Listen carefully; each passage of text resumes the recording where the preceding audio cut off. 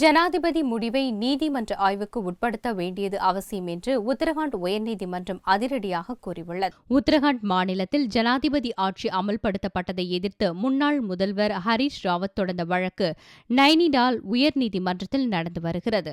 இவ்வழக்கு செவ்வாயன்று விசாரணைக்கு வந்தபோது மாநில அரசுகளின் விவகாரங்களில் மத்திய அரசு தேவையின்றி தலையிட்டு குழப்பத்தை ஏற்படுத்துவதாக கண்டித்திருந்தது.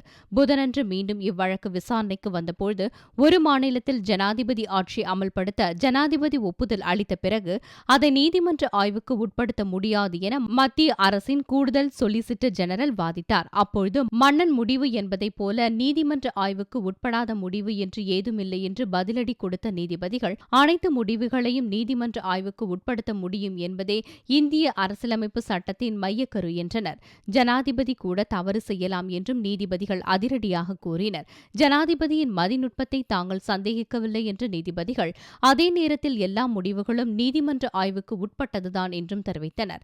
நீங்கள் எவ்வளவு உயர்ந்தவராக இருந்தாலும் கூட சட்டம் என்பது உங்கள் அனைவரையும் விட மேலானது என்று கூறிய நீதிபதிகள் ஜனாதிபதியை விட சட்டம் உயர்வானது என மறைமுகமாக குறிப்பிட்டனர். நீதிபதிகளின் அதிரடி கருத்துக்கள் மத்திய அரசுக்கு பின்னடைவாக மட்டுமல்லாமல் இவ்வழக்கில் புதிய திருப்பமாகவும் அமைந்துள்ளது.